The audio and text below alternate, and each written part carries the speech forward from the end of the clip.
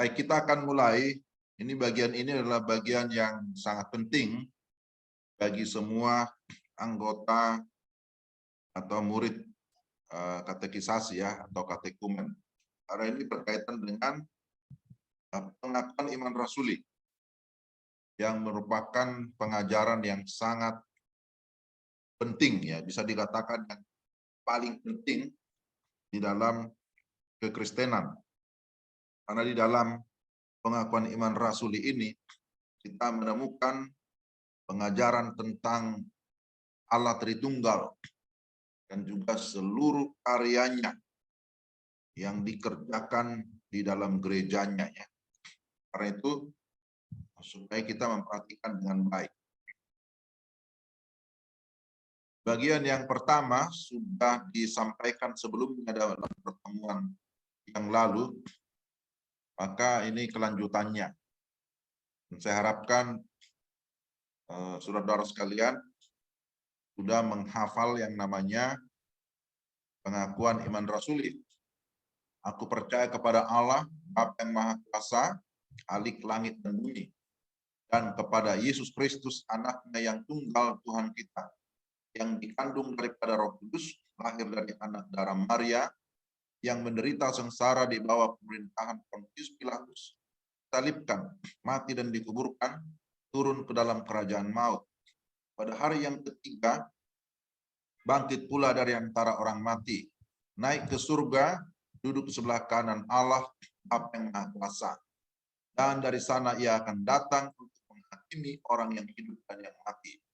Aku percaya kepada Roh Kudus, gereja yang kudus dan am, persekutuan orang kudus, pengampunan dosa, kebangkitan daging, dan hidup yang kekal. Amin. Nah, itulah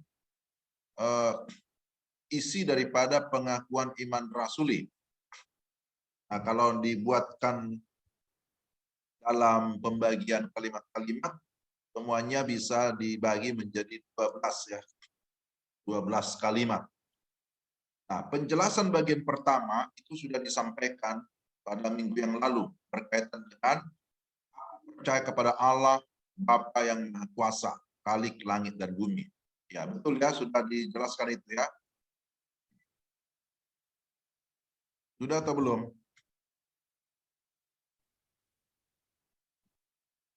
Sudah atau belum bagian pertama sudah dijelaskan? Halo? Iya, Pak. Jadi dijawab. Yang ini kita biar cepat ya. Kita bagian kedua sekarang. Bagian kedua itu bicara tentang Yesus Kristus. Jadi nanti semua pengakuan iman rasuli harus dihafal. Masing-masing harus dihafal. Nanti setelah pertemuan minggu depannya lagi, saya pastikan saudara sudah hafal ya. Bagian kedua itu, dan kepada Yesus Kristus, anaknya yang tunggal Tuhan kita. Nanti bagian ketiganya tentang Roh Kudus minggu depan. Nah, kita mau selesaikan bagian kedua. Di dalam pengakuan iman rasuli, bagian kedua dikatakan, dan kepada Yesus Kristus, anaknya yang tunggal Tuhan kita. Yesus Kristus adalah Allah yang sejati. Jadi pemahaman Tritunggal bahwa Allah Bapa, kemudian Allah Anak, Yesus Kristus adalah Allah yang sejati. Dialah juru selamat yang datang dari Allah untuk menyelamatkan dunia dan manusia. Jadi dalam Matius 1:21 dikatakan, berilah namanya Yesus. Nama Yesus artinya penyelamat. Dialah Kristus, bahasa Ibrani-nya disebut Mesias, yang berarti dialah yang diurapi oleh Allah menjadi nabi, imam, dan raja yang kekal. Jadi kalau bicara tentang Kristus, ya Kristus sama dengan Mesias. Hanya dalam perjanjian lama bahasa Ibrani disebut Mesias, dalam perjanjian baru disebut Kristus, ya, yang artinya dia yang diurapi. Dia diurapi untuk mengemban semua jabatan kenabian, keimaman, dan juga kerajaan. Maka di dalam pribadi Yesus Kristus, Di dalam satu pribadi semua jabatan-jabatan ini sudah ada ya, bahwa dialah Mesias, artinya dialah nabi, dialah imam, dialah raja yang kekal. Selain daripada bahwa dia disebut sebagai Mesias, dialah juga disebut sebagai anak Allah yang tunggal. Dia sungguh-sungguh adalah Tuhan. Artinya dalam kedatangan Yesus itu sebenarnya Allah sendiri yang mendatangi manusia dengan membawa keselamatan yang daripadanya. Jadi nama Yesus adalah nama pribadi, nama personal yang artinya penyelamat. Tapi kemudian Kristus dialah yang diurapi oleh Allah menjadi nabi, imam, dan raja yang kekal. Lalu digabungkan Yesus Kristus. Artinya bahwa Yesus itulah yang diurapi. Dialah penyelamat satu-satunya. Jadi bukti-bukti tentang keberadaan Yesus adalah Tuhan. Pertama, bahwa dia menyatakan dirinya. Dalam Yohanes 10 ayat 30 dikatakan, aku dan Bapa adalah satu. Nah, siapa yang menyatakan ini? Yang menyatakan ini adalah Yesus sendiri. Dalam Yohanes 10 ayat 30. Aku dan Bapa. Artinya dia mau mengkonfirmasi, dia mau menyatakan bahwa keberadaannya dengan Bapa adalah satu kesatuan yang tidak bisa dipisahkan. Lalu kemudian di dalam Yohanes 1 ayat 1 disebutkan di sana pada mulanya adalah firman. Nah, firman itu adalah Allah gitu ya. Dialah firman yang telah menjadi manusia. Kalau kita lihat Yohanes 1 ayat 14. Nah, sekarang kita cek dulu supaya jelas ya. Di dalam Yohanes pasal 1 ayat 1, Yohanes pasal 1 ayat 1 itu sangat jelas disebutkan di sana, pada mulanya adalah firman. Firman itu bersama-sama dengan Allah, dan firman itu adalah Allah. Tapi coba perhatikan dalam ayat 14. Firman itu telah menjadi manusia dan diam di antara kita. Dan kita telah melihat kemuliaannya, yaitu kemuliaan yang diberikan kepadanya sebagai anak tunggal Bapa, penuh kasih karunia dan kebenaran. Jadi Yesus itu disebut adalah firman yang menjadi manusia. Kemudian berikutnya kekekalan sebagai Allah ada pada Yesus. Dalam Yohanes 8 ayat 58. Kita bisa cek dulu Yohanes 8 ayat 58. Firman Tuhan berkata begini, kata Yesus kepada mereka, aku berkata kepadamu sesungguhnya sebelum Abraham jadi, aku telah ada. Jadi kita tahu bahwa Abraham itu ada di masa perjanjian lama ya. Tetapi Yesus berkata, sebelum Abraham ada, aku sudah ada. Ya, menunjukkan bahwa keberadaan Yesus itu adalah keberadaan yang kekal. Bahwa dia adalah Allah. Sebelum segala sesuatu ada, dia sudah ada. Jadi kita bisa lihat di sini, baik kelahiran, kehidupan, kematian, kebangkitan, dan kenaikan yang ajaib. Itu semua menunjukkan atau membuktikan tentang keberadaan Yesus yang adalah Tuhan. Jadi dia adalah Tuhan, bukan manusia yang kita panggil jadi Tuhan. Tapi Yesus adalah Tuhan yang pernah menjadi manusia. Ini perlu kita pahami ya. Yesus adalah Allah, dia adalah Tuhan yang menjadi manusia. Bukan manusia yang kita angkat atau yang kita panggil-panggil sebagai Tuhan. Karena tidak ada manusia yang menjadi Tuhan. Tapi yang benar, Tuhan pernah menjadi manusia. Dalam Yesus yang dilahirkan oleh Maria. Jadi pengakuan kita yang pertama, aku percaya kepada Allah Bapa. Dengan pengakuan dan kepada Yesus Kristus merupakan penyataan yang sederajat. Yang sederajat karena kualitas ilahi keduanya sama. Kemudian dikatakan yang dikandung daripada Roh Kudus, lahir dari anak darah Maria. Jadi di sini kita belajar bahwa Yesus itu manusia sejati. Dikatakan lahir dari anak darah Maria. Seperti halnya manusia lain, Yesus dikandung secara normal dan dilahirkan di Bethlehem seperti bayi-bayi lainnya. Yesus sesungguhnya hanyalah manusia biasa, sama seperti kita. Maka dia perlu makan dan minum, dia bisa merasakan kesedihan, dia merasakan kelelahan karena perjalanan jauh dan lain sebagainya. Tapi kedua, sekalipun demikian, Yesus yang lahir di Bethlehem itu, Yesus yang lahir di Bethlehem itu adalah anak Allah itu sendiri. Datang dari surga karena ia datang dari Allah. Bagaimana Yohanes 8 ayat 23. Oleh sebab itu Yesus menjelma menjadi manusia dan bahwa ia dikandung daripada Roh Kudus sebagai hakikat ilahi yang nyata. Dan tanda keajaiban lainnya yaitu ia lahir dari seorang darah, anak darah bernama Maria. Anak darah artinya anak perawan ya.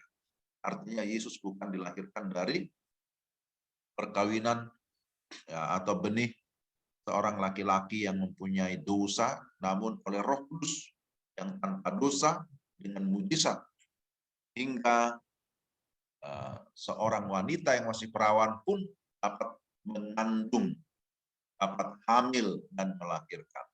Dan ini penting, saudara ya. Banyak orang-orang di luar Kristen yang menentang hal ini. Mereka berkata, aduh, nggak mungkin lah. Itu impossible. Bagaimana seorang anak darah, seorang perawan bisa mengandung. Tapi Alkitab menyatakan bahwa dia dikandung dari Roh Kudus. Jadi bukan karena Yusuf, tapi karena Roh Kudus yang memakai rahimnya Maria untuk mengandung seorang anak laki-laki yang disebut namanya Yesus. Apakah kita percaya hal ini? Ya kita percaya karena kita orang beriman. Kok bisa kita beriman? Nah itulah kasih karunia. Kasih karunia itu bukan hasil usaha kita. Nah, itu tentang Yesus ya, bahwa dikatakan Yesus itu dikandung daripada Roh Kudus. Kemudian lahir dari seorang anak darah yang bernama Maria. Nah, ini adalah satu keajaiban, satu keunikan. Ya. Kemudian setelah itu kita lihat bagian berikutnya. Disebutkan bahwa yang menderita sengsara di bawah pemerintahan Pontius Pilatus. Salibkan, mati dan dikuburkan, turun ke dalam kerajaan maut. Artinya bahwa semua pengakuan ini butuh penjelasan. Kita perlu memahami apa arti daripada pengakuan iman rasuli yang setiap hari Minggu kita ucapkan itu.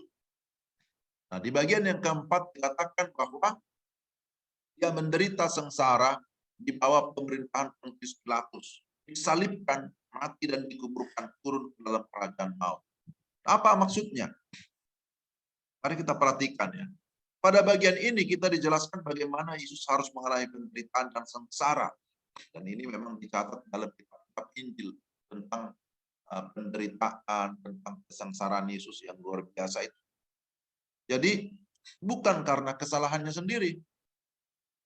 Kalau orang menderita sengsara karena kesalahan sendiri, yaitu masih bisa diterima. Tapi dia menderita, dia sengsara, bukan karena kesalahannya, melainkan dalam rangka keselamatan manusia yang sudah menyiksa dan membunuhnya. Jadi karena keberdosaan manusia. Sejak pertama kali Yesus datang ke dunia, sampai kepada kematiannya, selalu akrab dengan penderitaan dan kesengsaraan. Ya, kita bisa melihat seperti apa sih kesengsaraan, seperti apa sih penderitaan Yesus itu. Kita bisa melihat ya kalau kita membaca di dalam kitab-kitab Injil, dia dilahirkan di kandang hewan atau dikatakan di kandang binatang ya. Kemudian di dalam palungan. Kalau Natal selalu kita ingatkan tentang hal ini. Dibungkus dengan lampin dikatakan ya, dibaringkan dalam palungan, itu di kandang hewan. Ada orang menyebut di kandang domba ya. Hidup di tengah keluarga Yusuf dari Nazaret. dia seorang tukang kayu yang miskin. Masa pelayanan yang selalu dimusuhi, difitnah oleh kelompok agamawan Yahudi, baik itu orang Farisi, orang Saduki, dan imam-imam ya. Apalagi yang dialami oleh Yesus? Mengalami penyiksaan fisik karena tuduhan palsu dan fitnah dari orang-orang membencinya. Lalu kemudian mati dan disalibkan dalam kehinaan dan disejajarkan dengan para penjahat-penjahat. Kita tahu di Bukit Golgota itu ada 3 yang disalibkan ya. Yang di kiri kanan Yesus itu adalah para penjahat. Yesus ada di tengah, disejajarkan dengan para penjahat. Itu adalah kehinaan. Dibuat menjadi hina. Dikuburkan pada kubur yang bukan miliknya. Ya. Jadi kubur pinjaman. Jadi kita lihat bahwa masa-masa kehidupan Yesus di dalam dunia banyak mengalami yang namanya penderitaan. Nah, ini yang dipertegas dalam pengakuan iman rasuli. Menderita sengsara di bawah pemerintahan Pontius Pilatus. Kenapa perlu disebutkan pada masa pemerintahan Pontius Pilatus? Karena ini berkaitan dengan sejarah. Kalau para kaisar zaman dahulu, ataupun para raja, atau para presiden kalau sebuah negara, maka namanya pasti akan dicatat kan gitu ya. Masa pemerintahannya akan dicatat. Jadi kalau dijelaskan di sini, dia menderita sengsara di bawah pemerintahan Pontius Pilatus, artinya itu dicatat di dalam sejarah, menjadi bukti, sehingga tidak bisa rekayasa. Tidak bisa orang berkata, nah ini bohong. Oh enggak bohong, karena ada bukti sejarah, itu terjadi pada masa pemerintahan Pontius Pilatus yang memerintah di Kekaisaran Romawi. Nah itu ya. Jadi tidak sembarangan. Kenapa ya kok kita mengungkapkan pengakuan iman rasuli? Kok disebut-sebut ada Pontius Pilatus? Apakah Pontius Pilatus itu berjasa? Entah. Ya, apa jasanya? Hanya dicatat pada masa pemerintahannya. Supaya itu tidak bisa dipisahkan dari sejarah. Tidak bisa artinya dianggap ini bohong. Karena ada bukti sejarahnya. Ya, supaya kita ngerti. Pontius Pilatus itu adalah pemerintah yang pada saat itu berkuasa di kerajaan atau kekaisaran Romawi. Ya, ini adalah bagian yang keempat dari pengakuan iman rasuli. Jadi kita lihat bahwa penderitaan Yesus itu sebenarnya sejak dia lahir, sejak datang ke dalam dunia, sampai dia disalibkan dan mati, itu adalah masa-masa penderitaan. Tidak ada yang menyenangkan ya, dalam tanda kutip ya. Artinya secara manusia ya pasti dia mengalami kesengsaraan, sudah diburu-buru, baru lahir saja dia harus mengungsi ke Mesir kan gitu ya. Sampai kepada masa kematian. Tentu ada juga hal yang berbahagia. Dia pasti berbahagia karena dia bisa memuridkan ya, memilih murid-murid, kemudian melayani banyak orang, itu satu kebahagiaan. Tapi secara pribadi dia juga mengalami banyak penderitaan. Kemudian disebutkan pada hari yang ketiga bangkit pula dari antara orang mati. Jadi pada hari yang ketiga dia bangkit, Yesus bangkit dari antara orang mati. Nah, kebangkitannya jadi hal yang sangat penting untuk kita akui, untuk kita pahami. Karena banyak orang agama-agama di luar kekristenan tidak percaya kepada kebangkitan Yesus. Tidak percaya ada kebangkitan. Tapi Alkitab mencatat bahwa Yesus bangkit pada hari yang ketiga. Jadi kebangkitannya menjadi pernyataan ya bahwa kebangkitannya memberikan kemenangan. Kebangkitan Yesus menyatakan kemenangan atas 3 musuh besar. Kemenangan atas dosa, kemenangan atas iblis, kemenangan atas maut.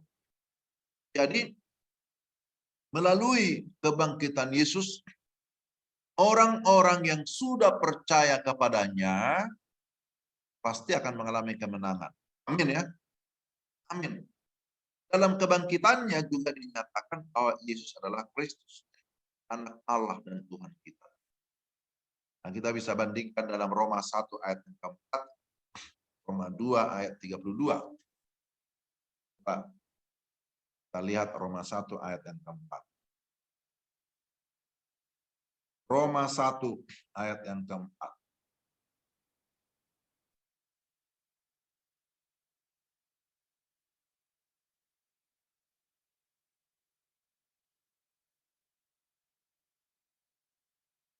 Roma 1 ayat yang keempat ya.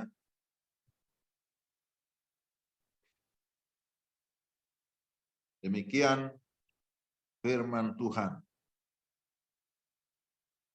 Dan menurut roh kekudusan dinyatakan oleh kebangkitannya dari antara orang mati, oh ia adalah anak Allah yang berkuasa, Yesus Kristus Tuhan kita.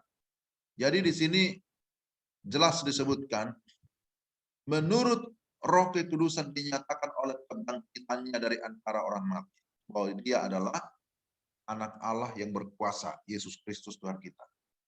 Jadi peristiwa kebangkitan Yesus dicatat dalam kitab-kitab Injil, dicatat juga dalam kisah para rasul, dicatat juga dalam kitab-kitab Paulus seperti Roma. Dalam kebangkitannya ada berita kemenangan. Dalam kebangkitannya kini manusia punya pengharapan baru, hidup yang berkemenangan. Nah itu ya. Jadi ini hal yang sangat penting berkaitan dengan pengakuan iman rasuli bagian yang kelima. Ya bangkit pada hari yang ketiga. Kebangkitannya memberikan kemenangan atas dosa, atas iblis dan maut. Dan karena Yesus itu bangkit, maka kita punya pengharapan yang baru.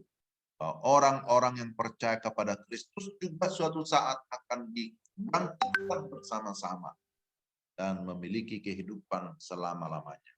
Bagian yang keenam dikatakan naik ke surga, duduk sebelah kanan Allah Bapa yang Maha Kuasa. Dalam suatu pengajarannya Yesus pernah berkata, aku datang dari Bapa dan aku datang ke dalam dunia, aku meninggalkan dunia pula dan pergi kepada Bapa. Ya. Jadi Yesus berkata, aku datang ya, dari Bapa. Aku datang ke dalam dunia.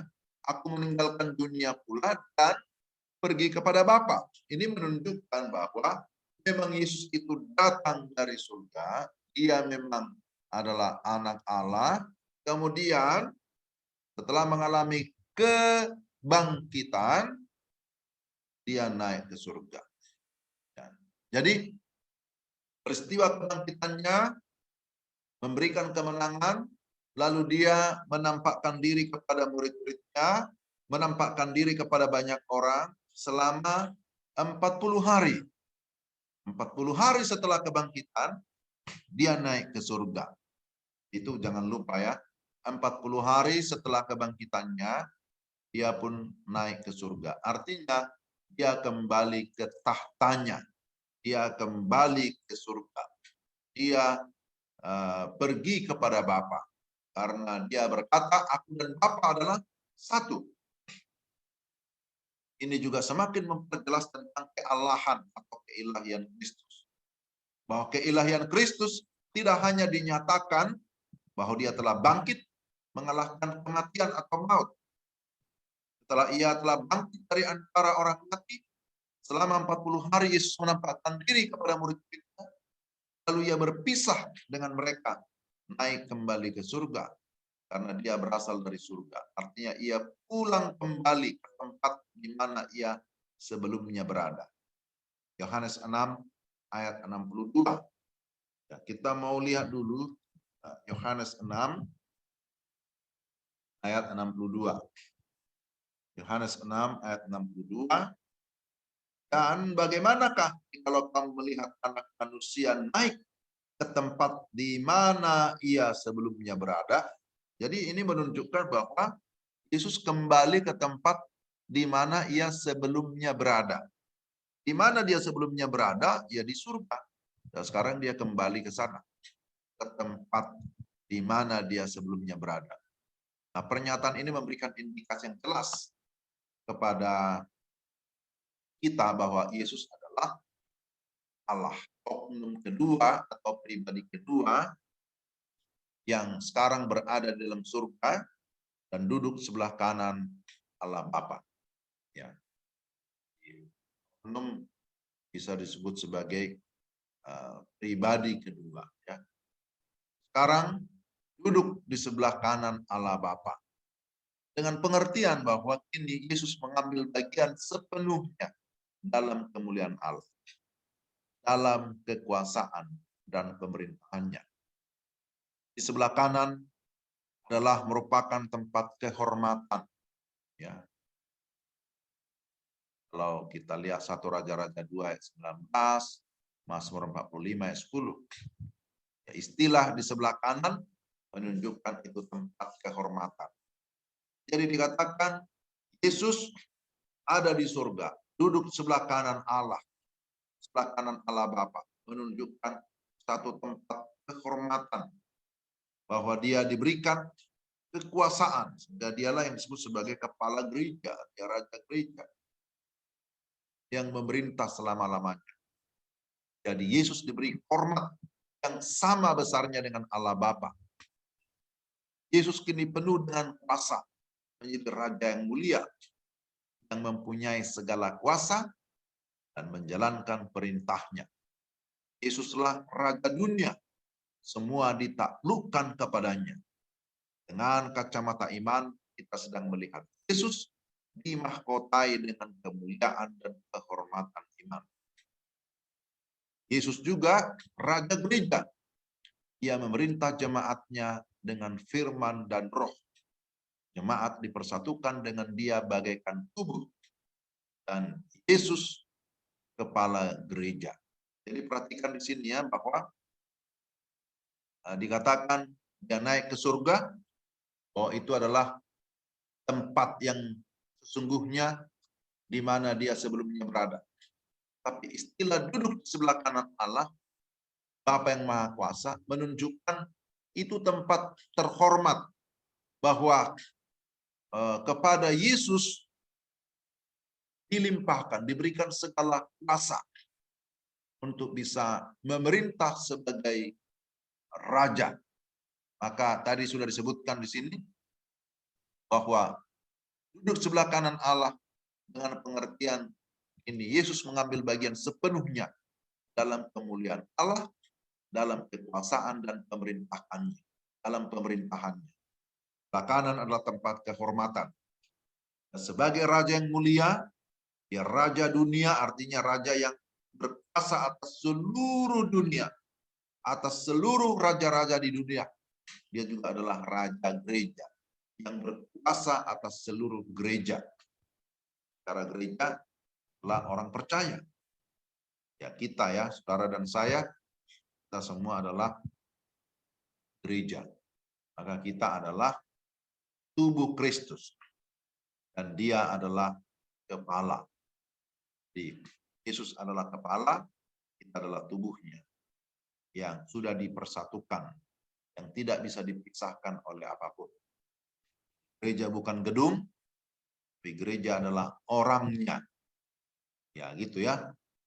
Kemudian, bagian ketujuh, dan dari sana ia akan datang untuk menghakimi orang yang hidup dan yang mati. Jadi, kenaikan Yesus ke surga adalah hakikat kemuliaan sebagai Allah. Tapi dikatakan ia akan datang ke bumi sebagai orang hakim yang akan mengadili semua manusia atas kehidupan yang pernah dilakukan. Jadi Yesus itu akan datang kembali.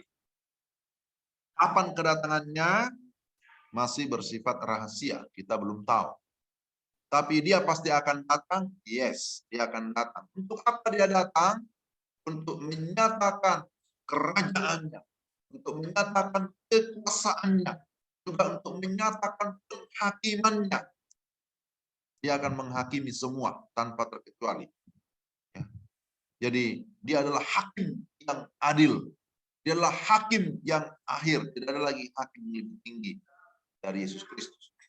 Dia akan mengadili semua manusia atas kehidupan yang pernah dilakukan.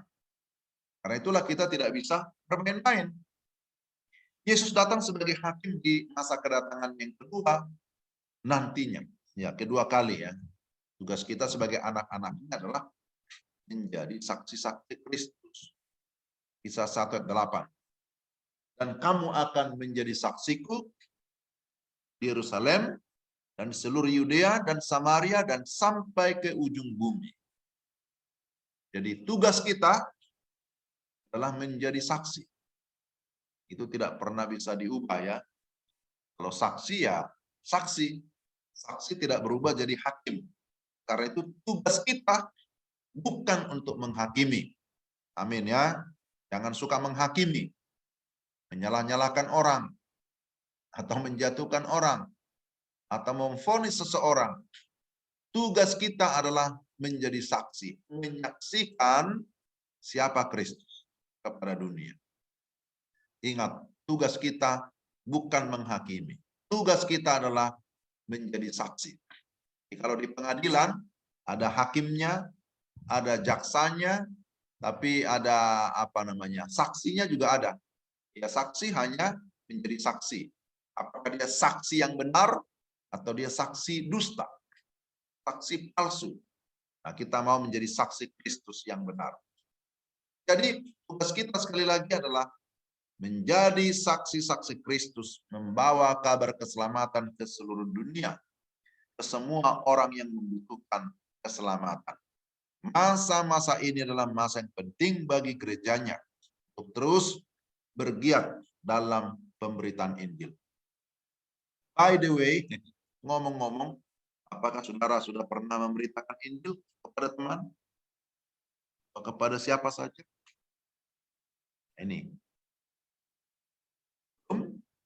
Ini tugas kita menjadi saksi. Beritakan Injil artinya kita menyaksikan tentang iman kita. Memberitahukan kepada orang lain bahwa saya punya iman kepada Yesus Kristus. Dan saya percaya Yesus Kristus itu adalah Tuhan dan Juru Selamatku. Itu yang kita saksikan. Bahwa ketika saya percaya dan menerima Yesus sebagai Tuhan dan Juru Selamat, Roh Kudus akan memberikan berikan kita kehidupan yang baru. Sehingga kita boleh mengalami hidup yang baru, kepastian keselamatan di dalam Yesus. Nah, ini adalah tugas kita ya. Jadi bersaksi itu tidak melulu wah saya bernyanyi, itu juga bagian dari kesaksian. Bersaksi itu adalah menyaksikan perbuatan Tuhan, menyaksikan tentang siapa Tuhan kepada orang lain. Ya menceritakan gitu ya. Jadi supaya tidak pakai bahasa yang sulit. Ya bersaksi artinya bercerita tentang iman kita. Bercerita tentang Tuhan kepada orang lain. Tuhan yang mana? Tuhan Yesus Kristus. Tadi kan kita sudah dapat penjelasan di awal bahwa Yesus Kristus adalah Tuhan. Melalui kelahirannya kita tahu bahwa dia dikandung dari Roh Kudus. Menunjukkan bahwa dia tidak berdosa. Jadi satu-satunya manusia yang tidak pernah berdosa hanya Yesus, manusia Yesus. Satu-satunya. Selain itu semua berdosa. Hanya Yesus yang tidak berdosa sebagai manusia. Jadi masa-masa inilah kesempatan bagi gereja untuk bergiat dalam pemberitaan Injil. Ini sudah bagian yang terakhir. Kita tidak sampai ke sini ya. Bicara Roh Kudus nanti kesempatan berikutnya. Nah, inilah bagian yang penting yang saya sampaikan. Jadi kalau ada yang mau bertanya, disilakan ya. Silakan bertanya.